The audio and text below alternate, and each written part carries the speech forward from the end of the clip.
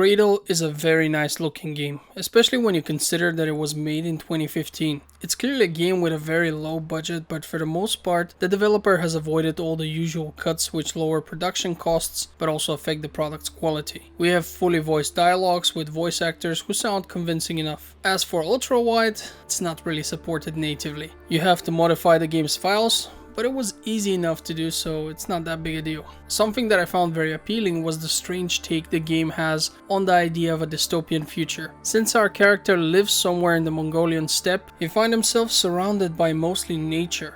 You do, however, notice that the technology in place is very futuristic, so it becomes clear from the start that this is the future. Our protagonist wakes up with amnesia, and judging by the VR headset next to him, I personally assumed that this was a consequence of some sort of advanced VR accident, where he effectively zapped his brain and thus lost his memories. We do a few mundane tasks and install a chip in a robot, which brings it back to life. This is where it becomes clear to us that some of the people in this world have transferred their consciousness onto mechanical bodies for some reason. Our robot appears to be one of those humans, or rather human minds, that have been transferred. From that moment on, we dedicate our time to mostly trying to fix her up since she's in a bad shape, while she also helps us, and by us I mean the player more than the character, figure out what is happening throughout the world and why. I can't get into too many details, but I can say that the story is not as heavy as some dystopian future scenarios, but it is still heavy enough to be interesting. At least it was to me. In any case, there's some sort of an amusement park not far from us, and we find out that it has the parts we need to fix our new female companion. So naturally, that's our next destination. This is where the game presents us with its minigame. It's a VR experience, and I mean in terms of game, not in real life. You don't need a VR headset for this game. So as I've mentioned, it's a game that happens in virtual space, and you effectively try to collect certain types of cubes to reach a score limit. Personally, I found the minigame to be quite entertaining, especially when you consider the fact that I did not expect to have something like that in this type of game at all. For the most part so far, you were simply tasked with going from A to B, taking an item, and then combining it with another one. That's usually as far as these adventure games go, but here we actually get this arcadey game in addition to that, which helps a lot by adding a level of variety to the gameplay. The good news is that the minigame is easy, and I can't really imagine anyone would have any difficulties beating it. You have to actually play it multiple times at different stages of the story, and each playthrough gets more challenging, but even at that later point in time, I never found it to be hard, just more tedious. My worry is that this minigame might really annoy some of the players. It would have been good to somehow implement an option to skip it entirely. I know, such an option would obviously cut some of the playtime out of the game, and that tends to scare the developers because they want to offer a game that is sufficiently long so that people don't complain that it was too short. But the customer is king, and there is no doubt for me that some of the people will simply prefer not to have this minigame. Luckily, I'm not one of them, so it didn't bother me, but I am just thinking out loud because I know there will be some of you who don't like it. Something strange that I noticed was the fact that the game tends to stutter on rare occasions. It's strange since I know that my PC's configuration is way over what would be required to play this game on max settings, so it's some issue with the game itself. The good news is that this happens really rarely and just for a second, so it's not a big deal.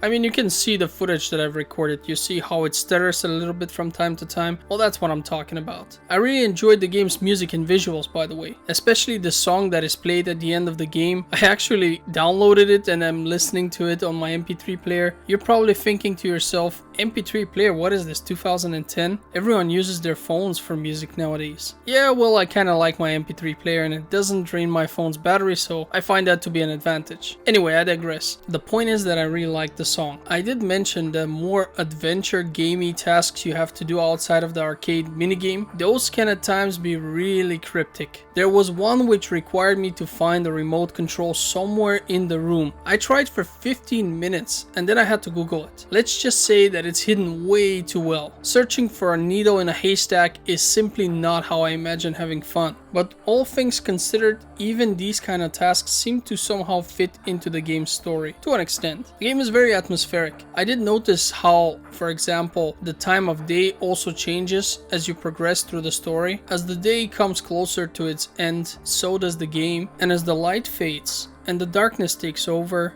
the mood of the game somehow changes as well. It works quite well and creates the proper atmosphere for the revelations which are to come. And speaking of revelations, yes, you do get a few, but all in all the ending is mega confusing. It's so confusing in fact that nobody on the internet seems to be certain about how to interpret it for sure. I found that to be quite frustrating since I am all about the story in every form of entertainment that I consume, and the ending should be a climax. It should give you all the answers, or at least some of them. Instead, here I'm left with more questions than when the game initially started, which is definitely a bad thing. The game took me 7 hours to beat and currently costs €13 on Steam. It's an atmospheric adventure which doesn't overstay its welcome and offers appealing visuals, an engaging story, and a bad, confusing ending. Or is it a great ending? Nobody knows because we don't really understand it. Regardless, I think it's one of those games you've never heard of that deserve to be played. It's not a masterpiece or anything of the sort, but it is still enjoyable and very original. If you like what you see here, you should definitely give it a try. And now for the obligatory section of the video where I urge you to check out my Patreon page from time to time, since I do post links to free games there all the time. Do you feel like you want some free games? I know I do, so be sure to check out my Patreon and never miss out a free game. The link's in the description of the video, and of course, last but not least by far, thank you for watching my videos and have a great day.